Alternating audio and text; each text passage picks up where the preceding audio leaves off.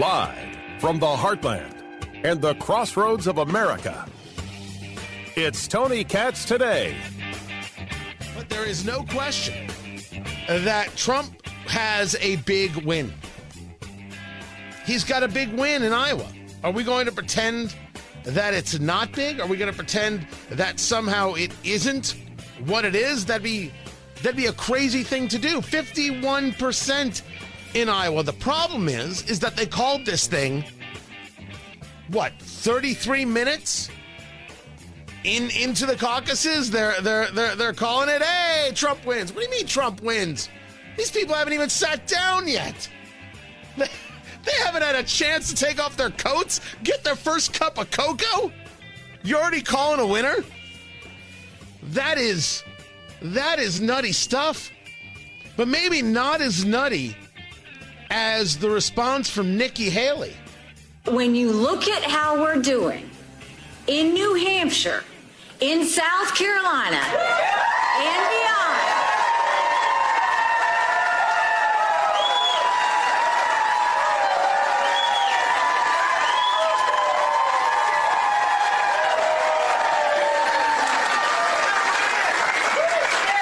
I can safely say tonight, Iowa made this Republican primary a two-person race.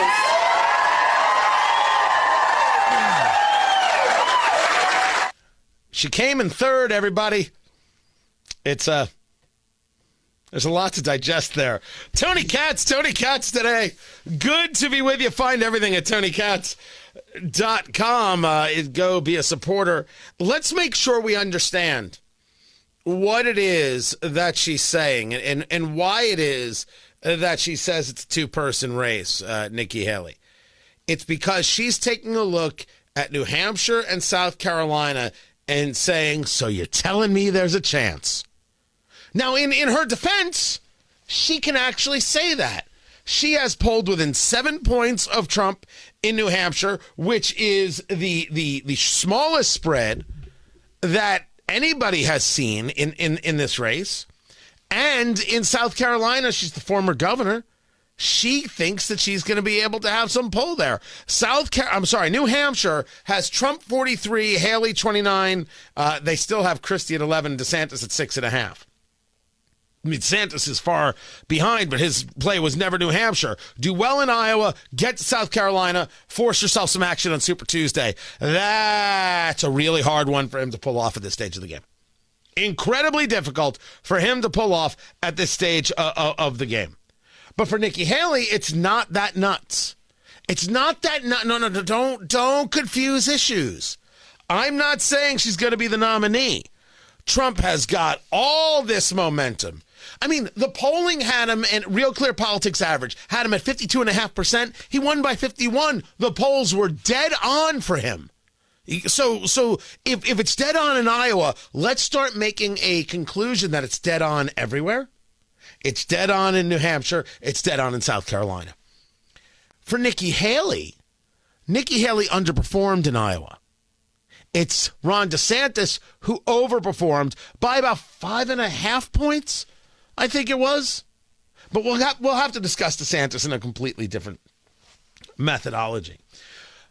What did Iowa tell us? What is it that we see from this that is important to understand?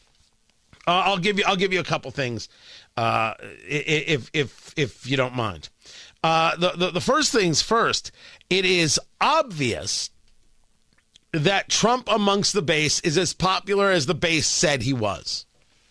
Now, if you say to me, Tony, 51% went for Trump, but 49% went a different direction, we now have to ask ourselves, does that 49% now coalesce around some alternate candidate, some contrarian candidate, if you will? And is that person really Nikki Haley? Or does a group of that 49%, let's say half, say, all right, Trump's the guy. I wanted to get somebody else. I thought it'd be an easier lift for the general election. All right, Trump's the guy. We're done. Which one is more likely? I'm not saying the first scenario isn't possible. I'm saying the second scenario is clearly more probable. It's clearly more probable. And when something is clearly more probable, I think you got to start playing in that direction. And that direction says Trump is the nominee. This is where I'll start. What's your plan? It's my question to every Trump supporter out there who was yelling and screaming that none of this matters and all these other candidates should get out, and DeSantis isn't even loyal. What do you mean loyal? What conversation is this regarding loyal? It's one of the silliest things that has ever come up. You want to run for president? You run for president. You don't owe anybody anything. Of course you can run for president. Nobody was more supportive of Donald Trump than Vivek Ramaswamy. And then you've got Leo Terrell, who you often see on Fox. Does he still spend time with Hannity? He used to spend a lot of time with Sean Hannity. And he makes this video as if on command to say, hey, Trump supporters, don't get sucked in by that Vivek Ramaswamy. I'll tell you what, you can't trust that guy at all or in any single way. And he makes this video, and this video is not necessarily nice. Wasn't necessarily kind. I've said it for the last 3 weeks. You cannot trust Vivek. He is not a Trump supporter. He's a Trump hater. This guy is in the race to hurt Donald Trump. Vivek is only interested in Vivek. He uses Trump's slogans to trick you. I've been a lawyer for 30 years. I know the game. I've read this guy. This guy is a slick con man. Vivek is not in the race for Trump or for America. Vivek got out of the race and has endorsed Donald Trump and will be in New Hampshire to endorse him. So the Trump supporter is certainly somebody who is hardcore and hard-edged. And we should be clear where I'm at, so you know. I was a DeSantis cat. I thought DeSantis would make it easier to win the general election. I think a general election with Donald Trump is a heavy lift. I never questioned whether or not Trump was popular. I'm discussing winning. Because I don't know about you, I don't really give a damn about Donald Trump's personality, and I don't know why other people do. And I don't understand this conversation. God placed him here to be here at this moment. That's not the way it works. And as a matter of fact, that's super creepy. People used to say that about Ted Cruz. You know, Glenn Beck used to say that about Ted Cruz. I was always like, that's just the weirdest thing in the world. That is I think an ugly thing to say. You don't vote for this guy, you're going against God? That's an ugly, ugly thing to say. People in the party view Trump as a fighter. And certainly, whether you were a Trump guy or not, you understand that these indictments are all about political interference and election interference. Every last bit of it is about election interference, and any other argument is laughable. It is provable on the Jack Smith side. It's certainly provable on the Fannie Willis in Atlanta side in this RICO predicate, where she's hiring her lover to do the prosecution. Oh, you want to prosecute? Okay, I'll pay you $100 an hour less. But my lover, he's going to get the full freight because, after all, my lover. I like using the term lover. I think it's underutilized. That's all I'm saying. This is all election interference. The reason the cases were brought now, complete and total election interference. And to say otherwise is laughable. Someone's hatred of Trump is not a maneuver to remove reality. Bringing the cases now is about interfering with the election. These people should be damn well ashamed of themselves, starting with Joe Biden, working with their way down. However, these people have no shame. Here we are right now. You think Trump's the guy with no shame? Stop. Sometimes you just sound silly. But the Trump supporter believes that because they support Trump, everybody does. Because they support Trump, it's all going to be about Trump, and everyone's going to be behind Trump, and the country's going to be behind Trump.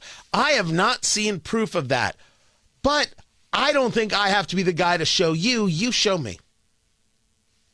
Let's argue that my second theory is true, that the odds are that the 49% who voted against Trump, at least half of them will come over to Trump because they'll be like, okay, he's the nominee, it's done. Now, tell me about how you're going to win. Tell me about how you win a general. Tell me about how you win a general election. Because I want to win. I don't want to praise. Now, I get that amongst a certain set, what I am discussing and how I go about it is just a downright heresy, right? I get that. Allow me to look you square in the eye and say, I sleep fine. I'm asking the right question. I think everybody else has got their head so far up their own or somebody else's butt, they're not even thinking about the question. They don't even know how to look for the question. How do you win a general? What's the plan? I asked this about getting rid of Kevin McCarthy. For what bloody good reason do you get rid of Kevin McCarthy as Speaker of the House? You had no plan afterwards. You then find Mike Johnson because he's the only guy who didn't have a freaking enemy in the House. And then he's putting together the same policy prescriptions regarding spending bills that McCarthy would have. I'll ask again, what's the plan for getting Donald Trump over the finish line? I am mortified by the idea that, well, he's just great. Well, Biden's just old. Now, Biden is old, and that is part of a strategy, but it's only part of a strategy, especially when you consider that the Democratic Party will replace him. Are we taking bets? I got some cash. Am I the only guy who still carries cash? Am I the only guy? I'm the only guy. I just dropped it. I'm the only guy who still carries cash in this country. What are we betting on? That Biden's going to be the nominee? Tell me how you visualize that. Tell me how a guy who goes to a coffee shop in Pennsylvania and absolutely did not know how to walk up to the counter and place an order is talking to young girls and as creepy as can be. Tell me how this guy is going to get through the convention and be the nominee. The Democratic Party is crazy. They're not deranged, right? They're deranged. They're not crazy. Got it. Thank you. Of course they're going to replace him. So that conversation is going to be a lot harder to deal with. Now, I would say to you that my advice starts with what is ahead and not what is behind. Trump may want to relitigate 2020 all he wants. And there are conversations regarding the election of 2020 where I do not believe he is wrong at all. But to win, one has to look forward. There are subjects with which Joe Biden and Democrats should be tasked with, look at what they have done. When you take a look at entrance polls for the Iowa caucuses, one of the things that you see that before the economy, topping the economy on things people are thinking about, immigration. The border is a violent hellscape, lawless, and this administration not only does nothing, they get angry when you think of something. When you notice, they get angry. When you want to make them move, they get angry. When you've got a policy prescription, they get angry. Then you have Alejandro Mayorkas, the Secretary of Homeland Security, complaining about the broken immigration system. And nothing moved to fix it. And no screaming and yelling at Congress to get something done. So the discussion of illegal immigration, the violence, and Trump knows how to do this. He did this in his acceptance yesterday. That is an absolutely key piece to the puzzle of how you connect with those blue dog Democrats, with independents, etc. That's one. Number two is the economy, of course. We have seen with the consumer price index at 3.9%, inflation is not out of the way. Inflation is right here at 3.9%, double the Fed target of 2%. That is a subject of Biden policy, Democrat policies, and Democrat failures. They are overspenders, and they think that their money is your money, and their money is your money, and your money is their money? No. Their money is their money, and your money is their money. There we go. And you are entitled to keep your money. Now, this actually connects to a really interesting story in the Wall Street Journal about black people who are investing more in Wall Street. Remind me to get to that because it's fascinating, and Republicans don't talk about these things because Republicans don't know how to talk at all. And the third one is war. We are at war with Iran because Iran is at war with us. We see this from the Houthi rebels. We see this from the Iranian Revolutionary Guard Corps engaging in attack near a U.S. consulate in Iraq. We're at war with Iran, and Joe Biden did this because Joe Biden doesn't deter anything. It isn't that the United States military is not a deterrent. It is that Joe Biden is weak. There are three ways, things that Trump can do to talk about going forward to win 2024, and he can avoid conversations of relitigation because relitigation is going to hurt him. And everybody needs to get their head straight. Trump is popular with half the base. He is not popular with half the country. He's going to have to go earn it. So for all those Trump supporters, what's your plan? How do you plan on winning? How do you get him over the finish line? If you haven't started thinking about that, honestly, what good is the fandom? I'm Tony Katz. So let us now discuss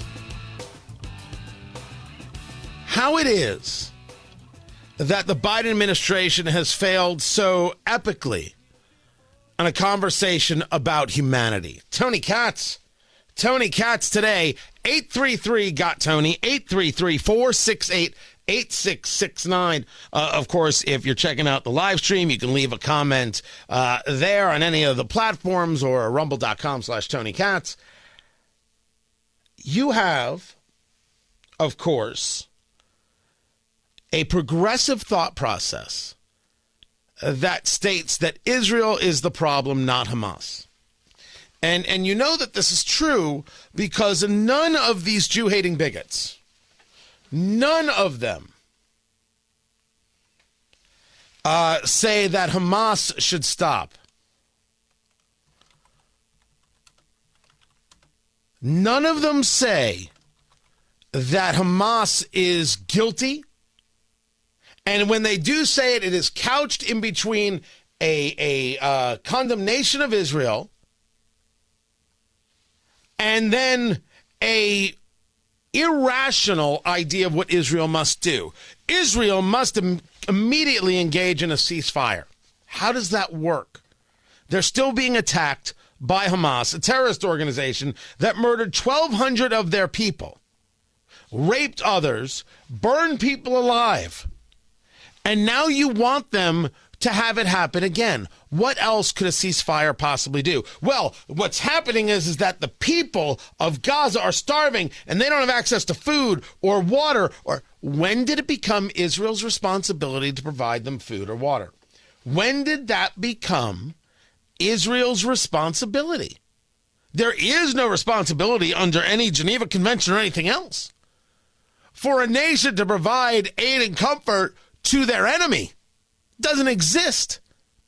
And Hamas, a terrorist organization, certainly doesn't care if the people of Gaza die or starve. Bernie Sanders screaming and yelling and carrying on about how the people of Gaza are starving. It's awful. Don't think that I've lost somehow my soul here. I seem to be, amongst these progressives, the only person who has a soul at all, because I'm not a progressive. I get that it's a horror show. And it would end if Hamas was done. It would end if Hamas was finished. It would end if Hamas was destroyed. It would end. So let's talk about ending Hamas. But they never, ever do that. They don't talk about ending Hamas. They don't talk about Hamas surrendering. They talk about only Israel doing this, Israel doing that, and Israel doing the other. This is their bigotry at play. This is who they are. Today, there is a plan The plan is to have this massive walkout. I don't know. Check, producer Jason. Has it happened yet? A walkout of Biden staff members because they don't like how it is this administration is dealing with Israel. They're not being... Has it happened, Jason? Okay. Not yet. How dare this administration be in any way supportive of Israel? They're not really. How dare they not demand a ceasefire? So staffers are like children. They should be seen and not heard, except the difference between a staffer and a child is that a child is at least cute. Staffers should barely be seen and never be heard. Your job is not to embarrass your boss.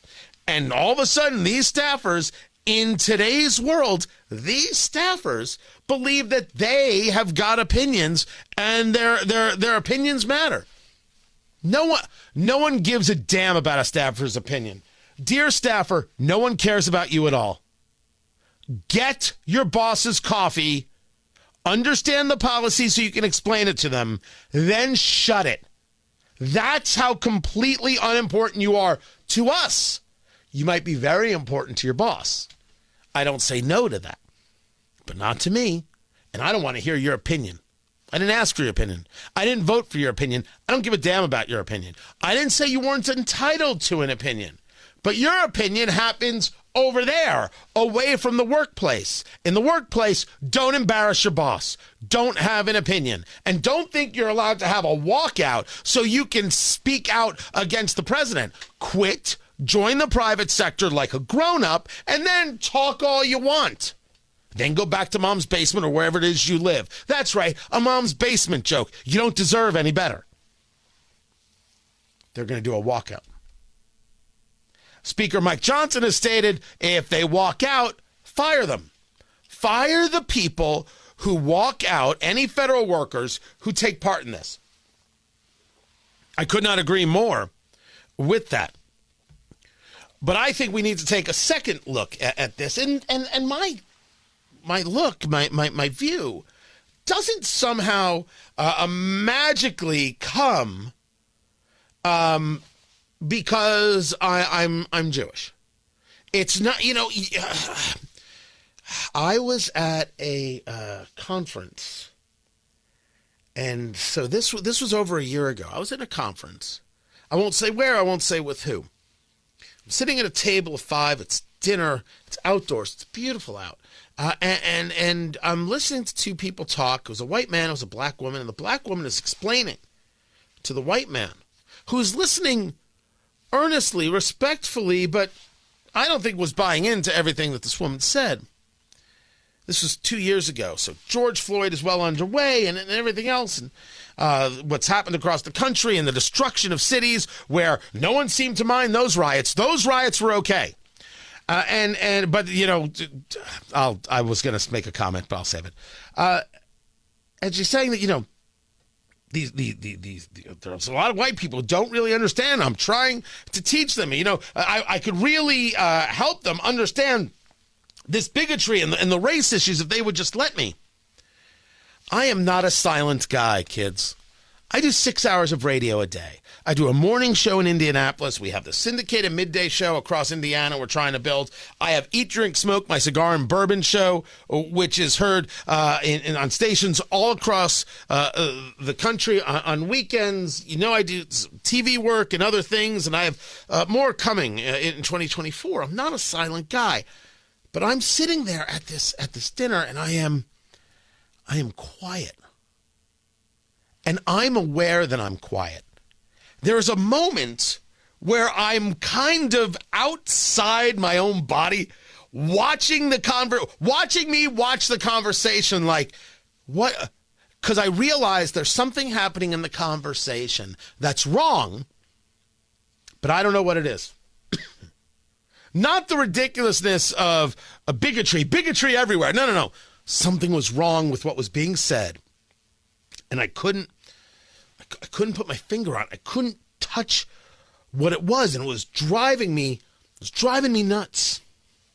What was it? What was the thing that was happening. Months later, I realized that the problem was this woman believed that she could teach others about race because she believed that the only characteristic one needed was a specific skin color. I now take that story and relate it to my conversation regarding Israel.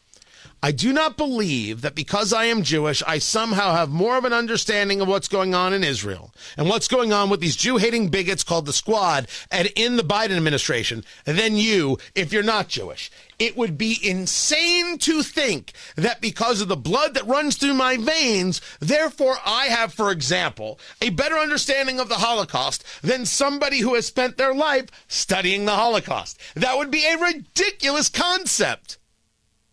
My existence does not provide within me an expertise. And it didn't for this woman. It doesn't. That's not real. So the idea that I look at something and am disgusted by it is not somehow different than you looking at that and being equally, if not actually more, disgusted. Of course you can be. This walkout idea is, of course, rooted in Jew hatred, and it is rooted in wanting destruction. I think the biggest it's not misconception. That's not the right word, Tony. How about just miss? The biggest miss in the conversation regarding Hamas, regarding these terrorists and these terrorist supporters. And they are terrorist supporters, by the way. They are what they are. These pro-Hamas folk who gathered, this is Sloan Kettering, a cancer hospital in New York, pediatric cancer center. The Jew-hating mob started marching in front because shame on Sloan Kettering for supporting Israel. Listen to me, Hamas lovers. It's not my fault that Jews create medical equipment that keep people alive, and the only thing you Hamas-loving freaks have ever created is another bomb that doesn't work and hits the only hospital you have in your city. It's not my fault. It's your fault. Maybe demand the creation of hospitals. You drive through a city and you will often see on one of the buildings the Jewish hospital. It happens in Louisville. You go into Louisville, you go over from Indiana, my beloved Indiana, into Louisville. You cross the Ohio River. You're like, that's a river. And then boom, Jewish hospital. You know what you never see? Hamas hospital. You never see that, do you? Stunning how that works. Shocking. As a matter of fact. This isn't just about hating Jews, and this isn't just about hating Israel. This is 1,000% about hating you. And for those who listen on the regular to my radio show, you've heard me say this before. It almost sounds like a repetition. This is different. Allow me. The people who want to burn it all down, never mind burn Israel all down, burn Western civilization, burn America down to the ground. They are the staffers engaged in the walkout. The call is coming from inside the house. They're letting you know who they are and what they are about, what it is they believe and how it is they believe it. They're telling you, they're showing you, they're sharing it with you. Now, what's your plan? When we talk about draining the swamp, which I have zero issue with, I only have an issue with not getting it done. I will not accept not getting it done. There is a really important thing within institutions about the idea of institutional knowledge. And this is true, for example, in nursing in a very, very dangerous way. When you see nurses leave, when you see nurses head out, you're losing an unbelievable amount of skill, not skill, including skill, but this knowledge of how things work and operate that shaves seconds off of saving lives, which means more lives saved. How certain doctors like certain things, how things actually operate within the hospital, where things are and why they are, and why if you can't find it in place A, why you should actually talk to person B and look in place C, and how you can pre-think these things and actually have things flowing and moving so you can save 8 seconds here and 2 seconds here and 5 seconds there, so you don't have to wait for the consult this, you've already called in for that, and lives get saved and efficiencies increase. That's what institutional knowledge does. And institutional knowledge, when it is kicked around and knocked out, man, it takes a while to build that back. So when we take a look at the institutions, it's very clear that institutional knowledge matters in how these things are run. But the institutional knowledge, let's say at the State Department, isn't about how the State Department is run. It's about how the State Department is, feel the air quotes, run. Same thing with the FBI. Same thing with a host of organizations.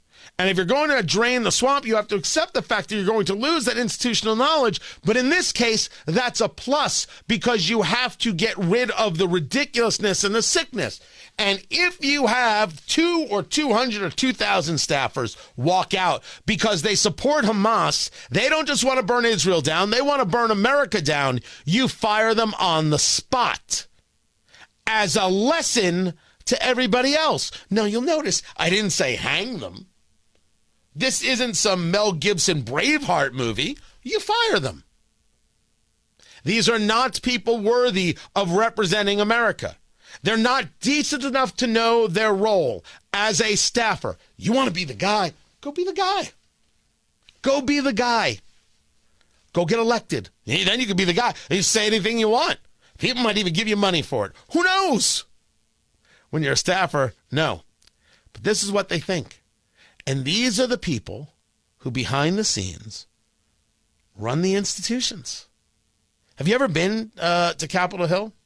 If you've ever been to D.C. and been in a House office building, you will note that Congress is run by children. Children run Congress. It is surreal. It's crazy town. You won't believe your eyes. How is this possible? That children run this place. Well, they do. They 100% do. And if you don't understand this, you're out of your mind. Biden should be disgusted, and Biden should look to removing these people.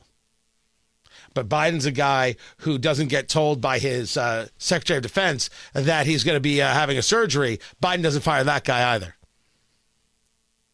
The election in November matters more than we all are willing to let on. And that's why winning is the only thing that matters.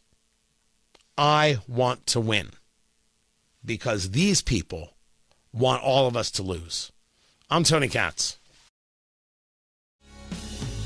So Tesla is about to idle a factory. This is in Germany. And this has to do with the Houthi rebels. The attacks on cargo ships, the attacks on other vessels in the Red Sea, in the Gulf of Aden. Remember, we're talking about Yemen, bottom of Saudi Arabia, Gulf of Aden, Red Sea, separating Saudi Arabia and Egypt, Africa, I should say. You have all this shipping that goes through. You have the Houthi rebels engaged in these attacks, changing the way the shipping is happening, costing so much more to send goods from point A to point B. All of this Joe Biden's fault for not taking the Houthi rebels out, diminishing them. That Tesla and its Gigafactory is going to idle it until this all comes together. That's what's happening. That's what's happening. This is the effect worldwide. And it's only going to get worse from here and worse for your pocketbook.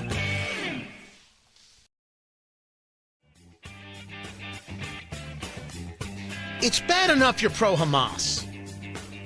Do you need to go after kids with cancer? Is this the way to get it done? No one ever told you, maybe, just maybe, what you should be doing is avoiding the kids who have cancer. That's not a way to get your message across. Well, when you are rabid, what does any of it matter? You'll do anything, anywhere. I mean, after all, you're people desirous of destroying a nation, killing Jews, and then destroying America. What do a couple of punks with cancer mean to you? Tony Katz. Tony Katz today. 833-GOT-TONY. 833-468-8669. 833-GOT-TONY. That's how you get to be a part of the show. Feel free. Call in. Happy to discuss this with you. And certainly happy to discuss it with those twisted freaks who defend this kind of nonsense. Sloan Kettering, Memorial Sloan Kettering Hospital in New York. You go back over 100 years, and this was the New York Cancer Hospital. It was the first cancer hospital in the U.S., as has been reported. It is continually one of the top pediatric hospitals for cancer care. They get this crowd of Jew-hating bigots to walk by with their Palestinian flags, which might as well be a kill the Jews flag at this stage of the game, based on how they talk. Don't get angry with me for noticing. How dare anybody get angry with me for noticing what it is they're saying, how it is they're acting, how it is they engage. They are calling for people's deaths, calling for the destruction of nations and of people. Let's not get it twisted here. They've got their end genocide banners, even though they believe in genocide, and they're walking past Sloan Kettering.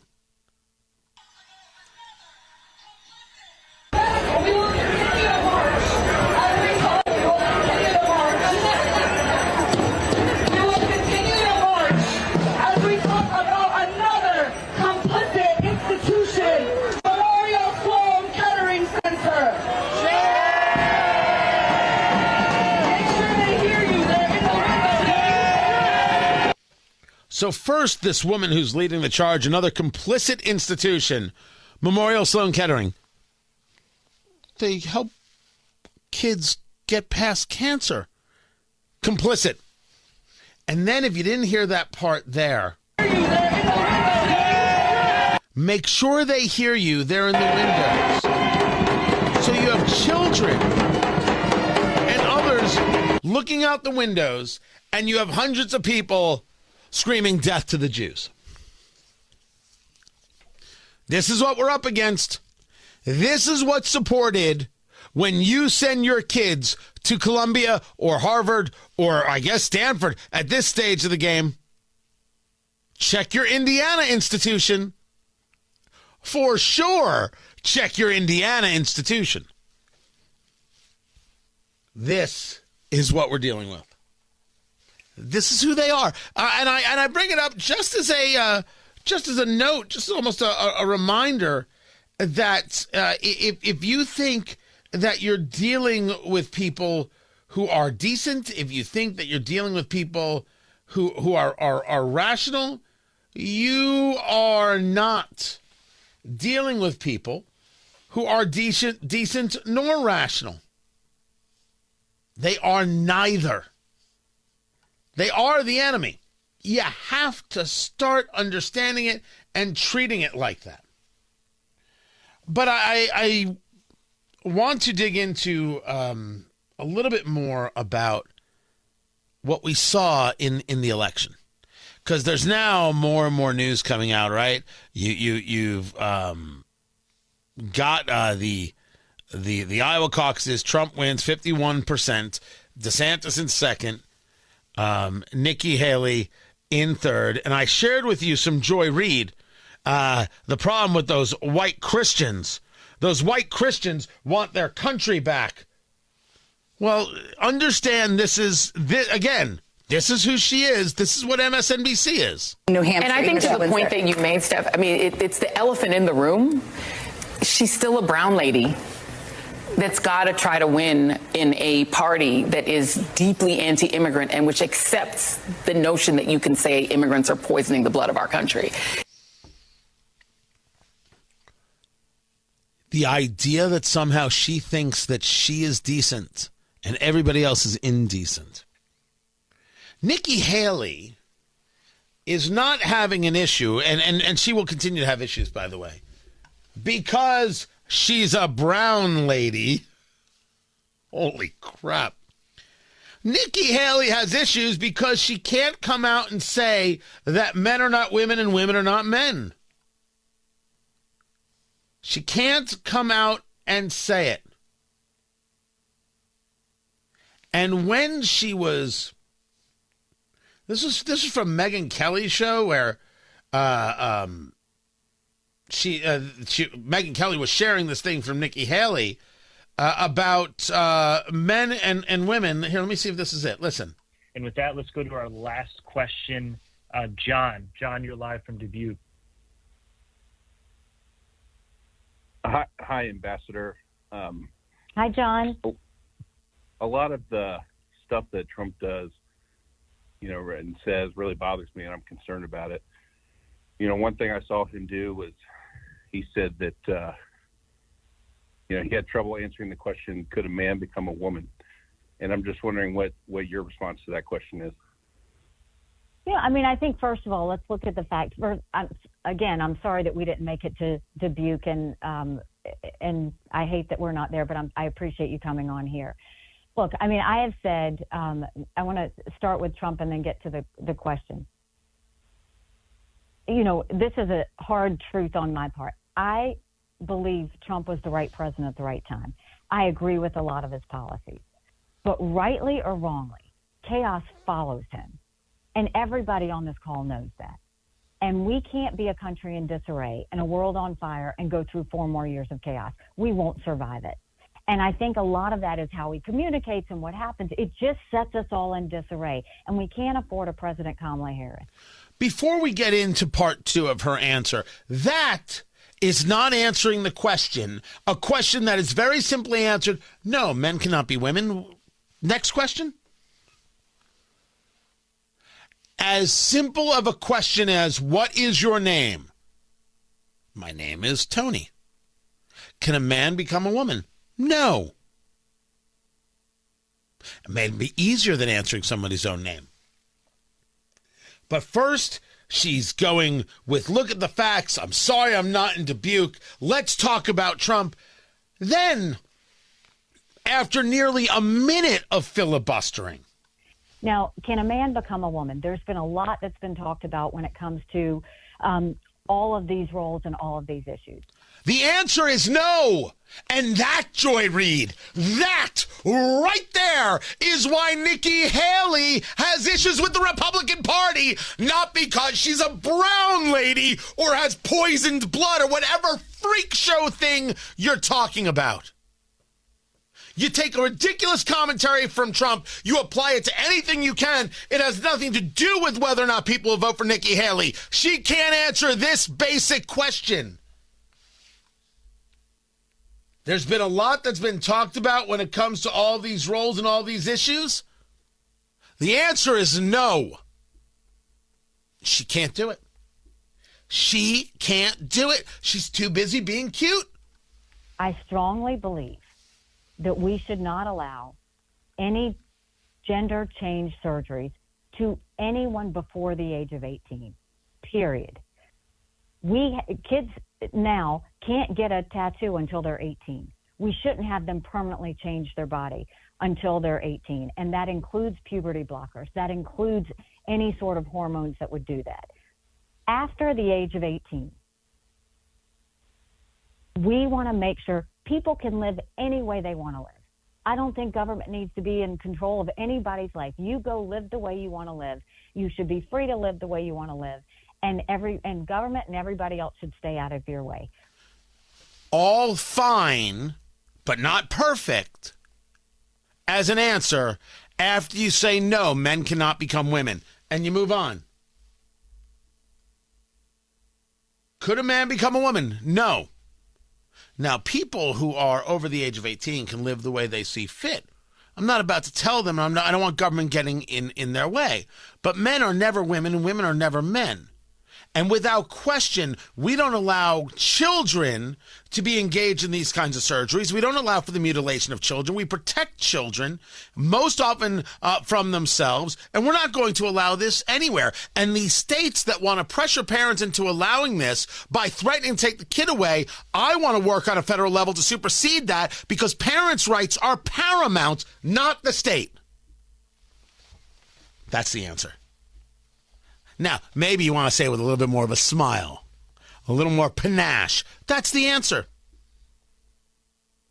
Nikki Haley can't answer the question. She didn't answer the question. She moved it to a topic to which I agree with her, but it still has to be stated that even if a 22-year-old man lives their life, quote unquote, as a woman, to which they can, I cannot stop them, nor do I have an interest in stopping them. They will never actually be a woman. You understand that, correct? They can live their lives any way they want, but they will never be a woman. Now, Nikki Haley has an opportunity as a woman to go a step further. It is disgusting that there are people out there who want to erase women and womanhood, and want to erase girls from not only sports, but from, in many ways, existence. I won't have it, not on my watch. How difficult is this? How difficult is this? The answer is, it's not difficult at all. There is no difficulty. You just have to be willing to say the words. She won't. She can't. It is insane. It is surreal. But of course, when you take a look at people like Joy Reid, the bigotry is everything. The bigotry is the totality. Now, Nikki Haley did do something else. She's on CNN. She's in New Hampshire, of course, because New Hampshire is where she thinks she has the chance to actually beat Donald Trump. She was within 7 in one poll. She's down, what is it? Is it 14? Oh, New Hampshire. 14. Trump's at 43.5 in the average, and Haley's at 29.3, so it's 14.2. So, I mean, she underperformed in Iowa, so I don't know if that same's going to hold true here. But she got asked by Dana Bash a question about debate. You said this morning there have been 5 debates in the Republican primary so far, and the next one you do will either be against Donald Trump or Joe Biden. Just to put a finer point on it, you're not going to do a debate here in New Hampshire unless Donald Trump is on the stage. I mean, that's who I'm running against. That's who I want. That's, at the end of the day, he's the front runner. He's the one that I'm 7 points away from. He's the one that we're fighting for. There is nobody else I need to debate. I have had 5 strong debates and have done plenty of them. He can't hide forever. At some point, he's got to get on a debate Have you stage. told ABC put out a statement saying that they want you to tell them officially by 5 o'clock today? Have you already done that? They are very aware that I've said, is Donald Trump going to be on that stage? They don't need to be asking me. They need to be asking him. If he's on that stage, I'm there. She's not wrong. She's absolutely not wrong. Even though she placed 3rd in Iowa, what's the value of going up against DeSantis again? She doesn't win anything there. She needs to position herself as the person running against Trump, not running against DeSantis. No matter what you think of her, that's the right answer. That is absolutely the right answer. Will Trump get on a debate stage? All right, I've made the argument, and some have disagreed with me, that he never got on the debate stage because he didn't want anything he said in a debate affecting these trials. Other people said he didn't get on the debate stage because he didn't need it. I would argue that both things could be true. I just don't think you should diminish what I'm saying here. I think that there is a truism to that is very, very deep. At this stage of the game, can he avoid it? So there was a lot of talk before Iowa that the Trump team was concerned and the Trump team was worried that this would be closer than they thought. Who knows what's true and what isn't? But New Hampshire is closer. I cannot imagine that Trump feels that a debate is necessary, because engaging a debate at this stage would be saying, I need to go make my case, as opposed to, I've made my case, look at Iowa, even if New Hampshire's close, I don't care. I would assume that the roll of the dice would be towards not engaging in the debate. And that's it. That's that. That's what I'm going to go with. No, he's not getting on debate stage. If he does, first of all, there's not enough popcorn in the world. And secondly, is DeSantis on that stage? That's right. The guy who came in second in Iowa, is he on the stage? Man, politics could be a lot of fun. This is Tony Katz today. Hope you enjoy. I think it was results from some sort of survey or something, not even true votes. Well, no. This was projected based on data and science. Data and science and not actual election results. And we'll have some of our experts explain how that was decided and why it was called in the way it was later in the show. But appreciate your insights and you being with us here tonight on this busy and important night for everybody. Thank you so much, James. Appreciate it. The press actually condoning the calling of Iowa 33 minutes after the caucuses started, it's disgusting. Well, we've got a lot of science behind it. Is that right? You got a lot of science because you did some entrance polling. The argument is not whether or not Trump would have won. The argument is, why would you call it? Because if the race had been called for Haley, Trump supporters would be losing their face. They'd be out of their heads. And you know I'm right. And so let me say for the record, if you are not opposed to what the media did in calling this race early, don't complain. You child. You deserve all the derision you get. I should make fun of your mother for sport. Tony Katz today. 833-GOT-TONY, 833-468-8669. It's just nutty. It is just nutty that they called it early. It's as nutty as these news outlets making the claim that, we can't show Trump's speech. No. That would just be wrong to do. I'm sorry, I just have to do a little bit of business just for a second. At this point in the evening. The audio on that stinks. It was Rachel Maddow saying, Trump's giving his acceptance speech, but we can't show that. And then it was Jake Tapper, I think it was, say, hey, we can't show you what it is Trump is saying, because that would just be too over the top. These things are equally disgusting. You called a race before people had sat down in their chairs, before they took off their coats, before they had their first cup of cocoa and their first donut of the night. Fox News called it. What the hell is wrong with you?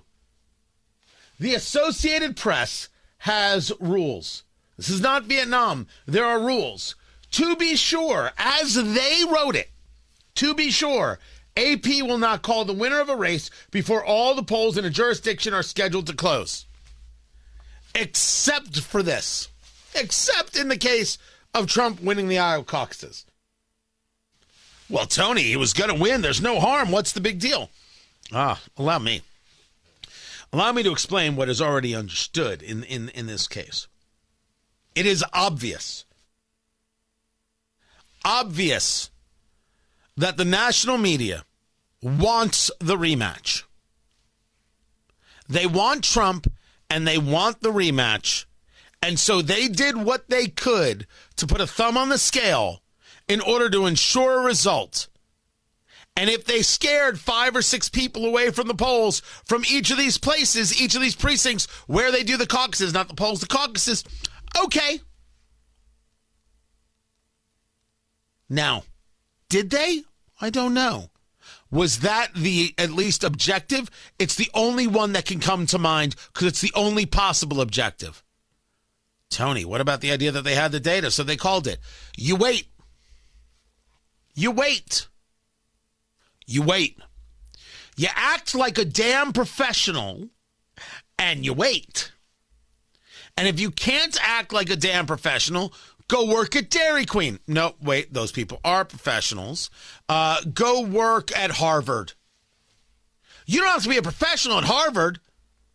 You could talk about the dirty Jews and plagiarize to your heart's content over at Harvard. Just don't misgender anybody. Ooh. You wait. They didn't wait. And the only rationale to not wait is to try and put your thumb on the scale. The national media are a disgusting group of people. Thank goodness for talk radio. Thank goodness that there are places that will honestly assess a situation. You'll agree, you'll disagree, but you know you're getting the data. Can't say that about Fox. Can't say that about CNN or MSNBC or the AP or CBS or NBC or ABC. The only place I didn't see call it was Newsmax. And I equally didn't see it happen from News Nation. I didn't see it. Now Newsmax I specifically went to, and I didn't see it. They said other places are reporting this, but they didn't say we're calling it. I didn't check. I didn't check News Nation.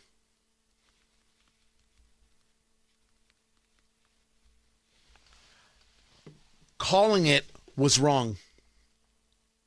And it's okay to say. And it's okay to know that this is clearly where media is. It's where they're at. I think that's an important thing to remember.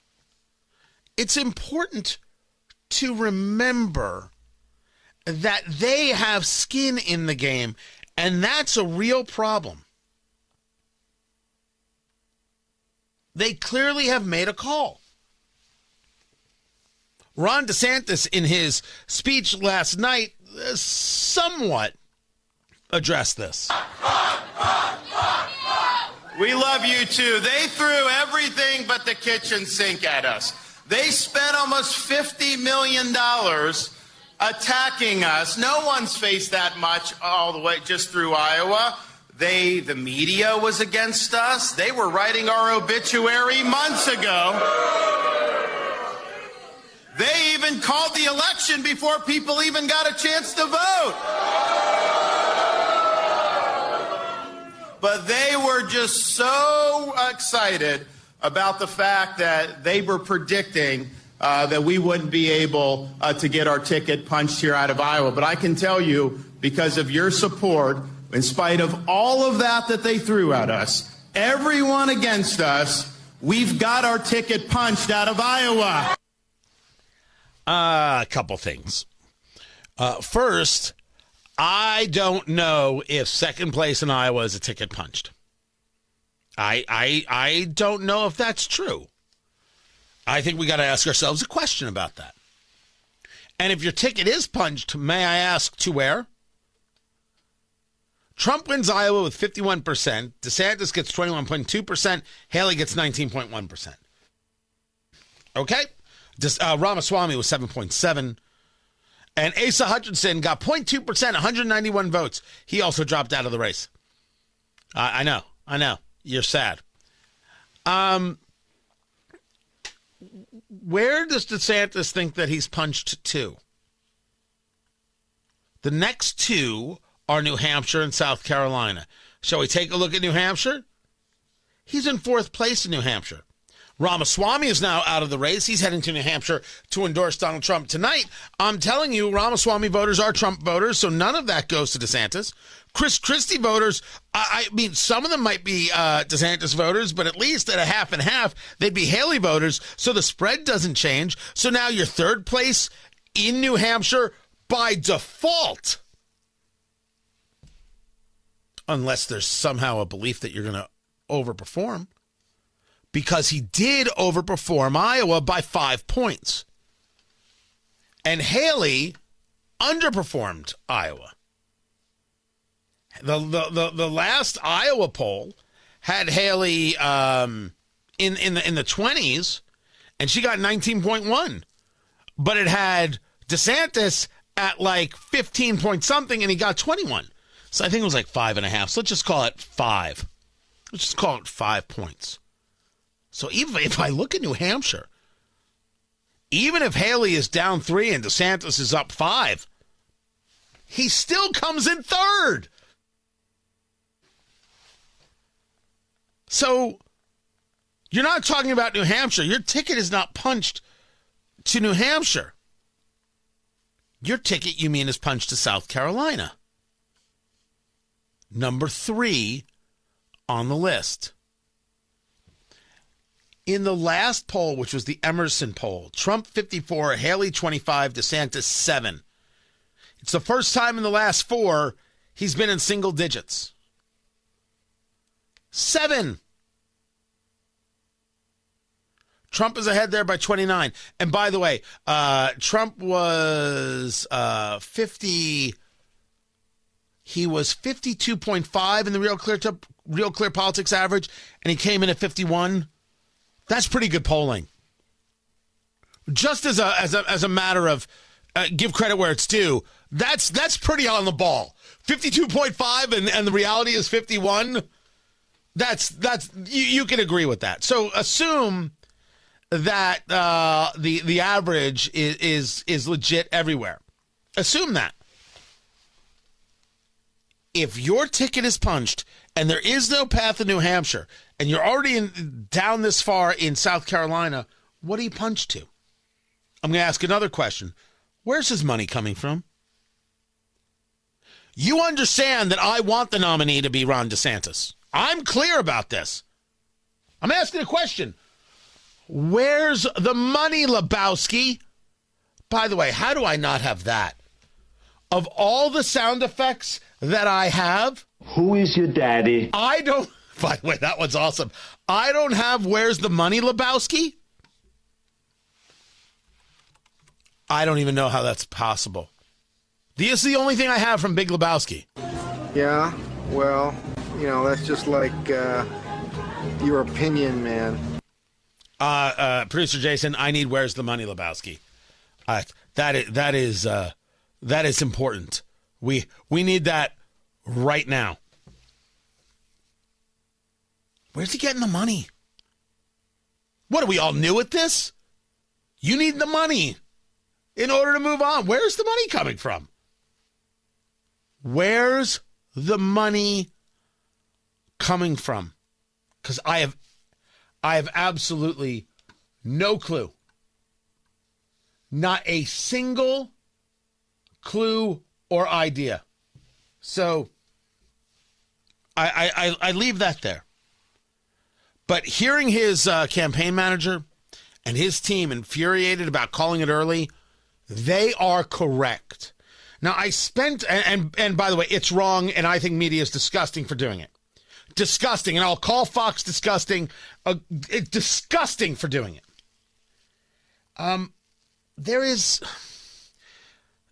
They must have some theory, and I was trying to work this out last night and into this morning.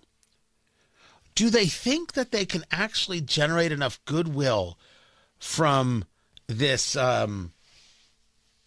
this media trying to put the thumb on the scale for Trump and sabotage both DeSantis and Haley.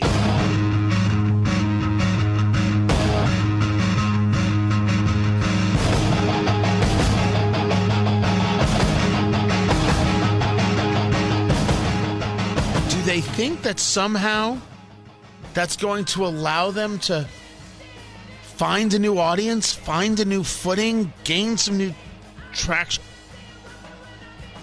They don't actually believe that, do they? They're not going to gain traction from this. There's no way.